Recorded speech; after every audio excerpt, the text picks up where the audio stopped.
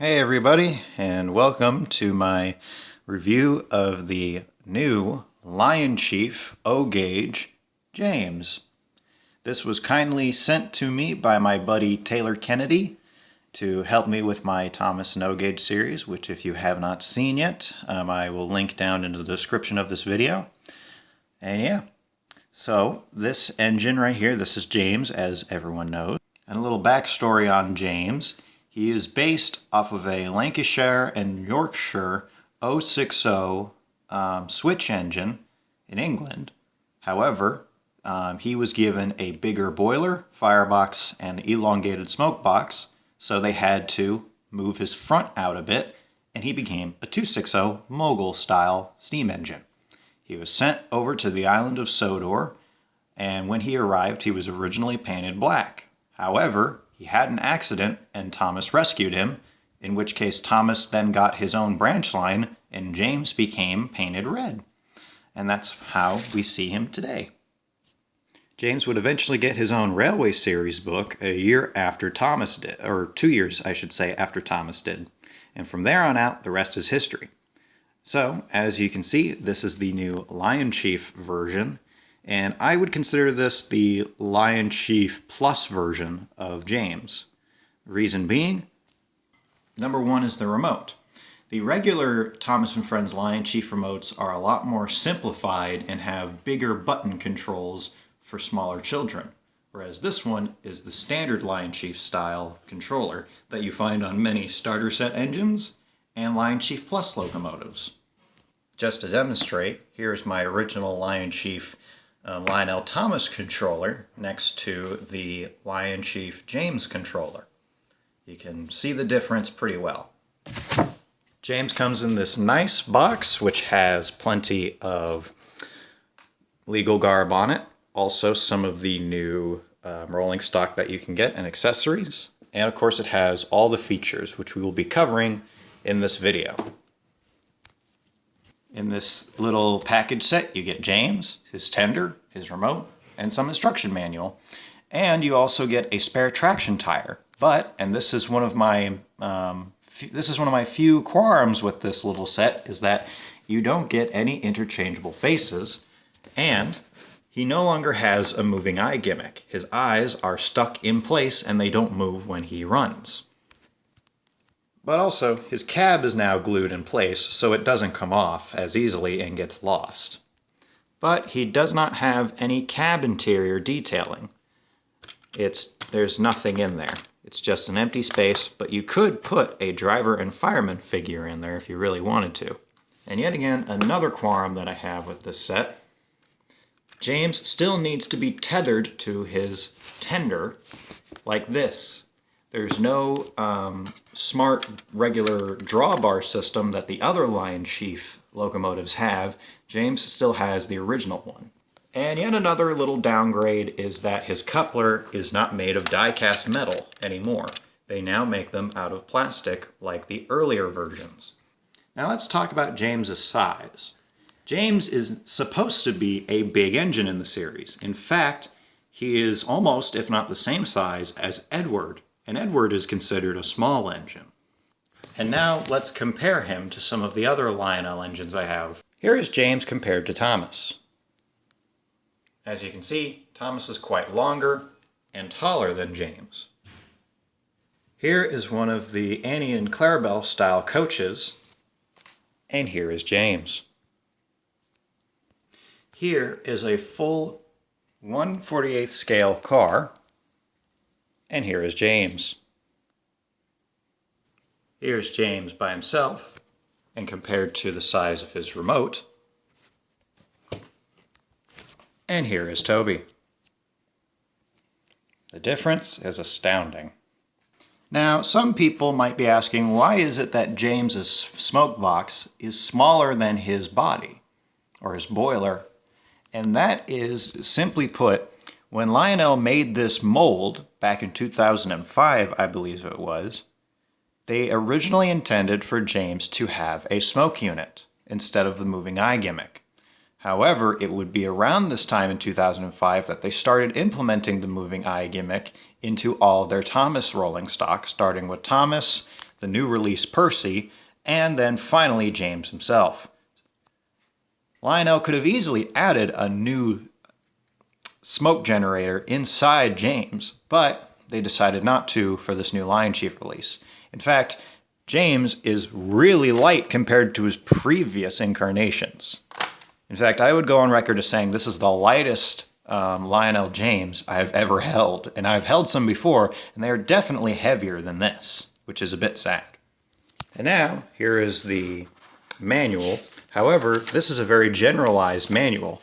It doesn't actually talk to you about running James himself. Instead, the diagrams and pictures that you get actually show non-regular engines and a diagram of Thomas's chassis, which is a bit odd.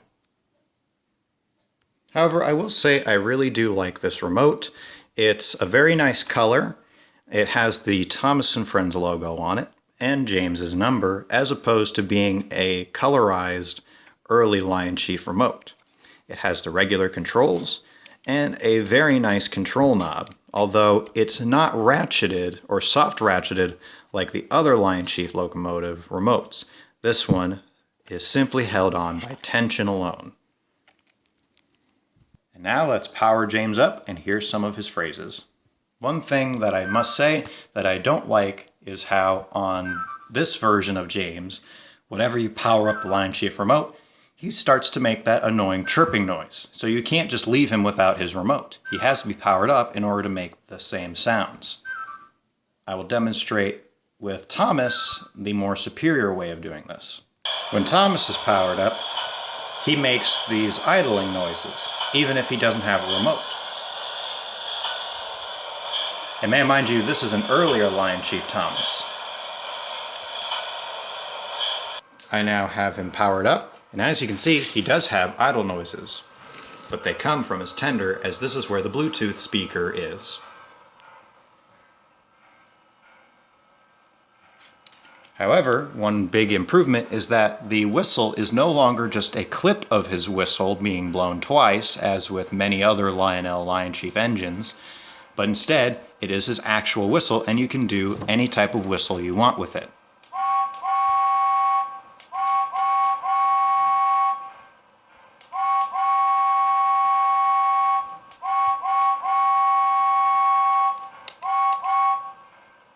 One thing though I don't like is how they still have his whistle unpainted on his molded in cab roof. And now I'm going to show you him running back and forth a few times. Oh dear. Sorry, just a minor connection issue, but I will now show you him moving back and forth.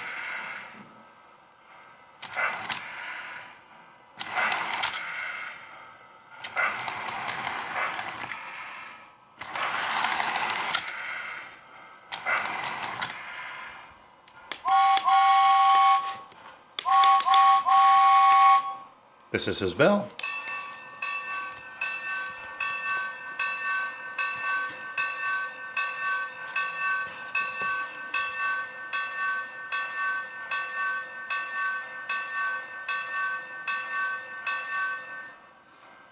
And there, my friends, is one of the greatest features on this engine, and is something that is slowly becoming more of a standard on more Lionel starter set engines, and that is the bell button does not go constantly. It actually automatically turns itself off after several rings. So that way, when your little engineer presses the button and forgets to turn it off, it won't go on and drive you mad. But you have to click it twice in order to get it to work again. And of course, here's some of his phrases. Hello, I'm James, the number 5 red engine.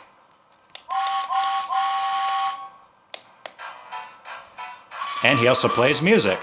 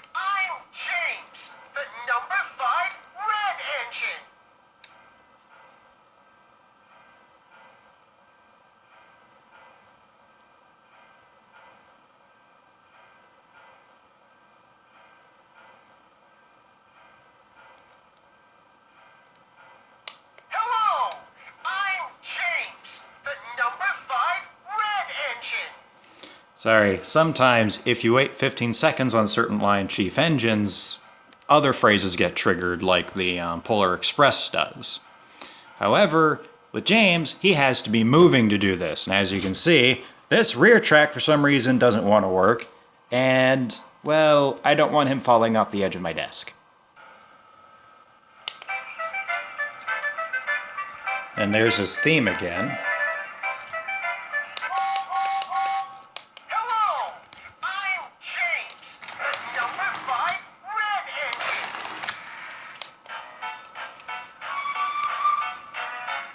Since I can't get the other phrases to trigger properly, the other two phrases that he says are that I'm the brightest red engine on Sodor, and the other third song that he plays on rare occasion is a small ditty of Never, Never, Never Give Up. I'm trying to get them to activate on camera, but since I don't have a full loop of track, it really doesn't work that well. But still, I really do like it. But another thing that kind of doesn't really make sense is the lack of interchangeable faces. Now, I do have the original Lionel James faces, which I'm going to be putting on here anyway for future use. But unfortunately, he doesn't come with any. And, well, I can kind of see why, as his CGI face, his nose pokes out so far that it pushes the other faces off. His face is not flat enough for the other ones to go over, which is why I'm not even going to bother demonstrating them here. But all in all, I am really happy with this James, and I hope to see him running some more on many other of my YouTube channels and whatnot. So yeah, I hope everyone here has enjoyed seeing James, and that you'll consider buying one. Now before we leave off, I'm going to show you the Bluetooth function. Here's all you have to do to get started. You have to have the engine on, but the remote control is off. You can get your Bluetooth compatible device out and download the Lionchief app, select the engine, and bind to it, like so. And now you have all the same controls. Hello, I'm James, the number 5 red engine.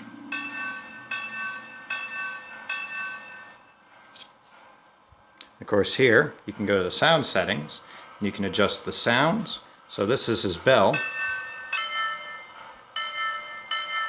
Since I don't really use the bell that often, I don't really have it properly set, but you can also change the pitch of his whistle.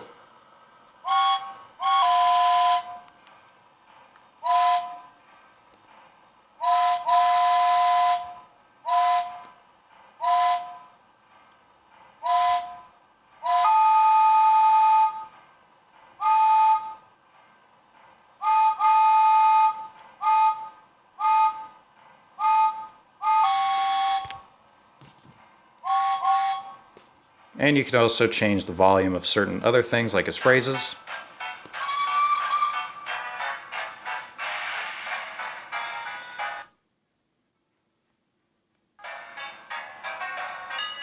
Hello, Ah, here we go.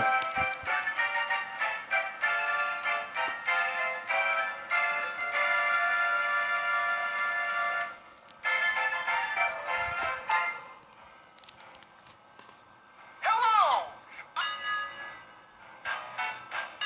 hello, hello. I'm trying to get him to trigger the other phrase. Hello! Hello! But it appears he doesn't really want to, so we'll just leave it at that. But you can make him go forward and reverse. And if you had couplers that were operable, you could uncouple them like that. And you can even go here, and you can determine how much momentum he has. I have it currently set to low, so that way he can stop pretty quickly. And if he had smoke, you could turn the smoke on and off like so. And you can set a speed limit for him. So if you bring your James to a train show and you want kids to be able to drive it without it flying off the rails, you can set a speed limit max to him, so that way, even though they are fulling it at full throttle, he won't go very fast. So it'll keep him safe, and he'll be able to be enjoyed by all the other people at the train show. Or if you just have a child of your own that likes him. So yeah, I hope you guys liked it, and I'll see you guys in another review some other time. Goodbye.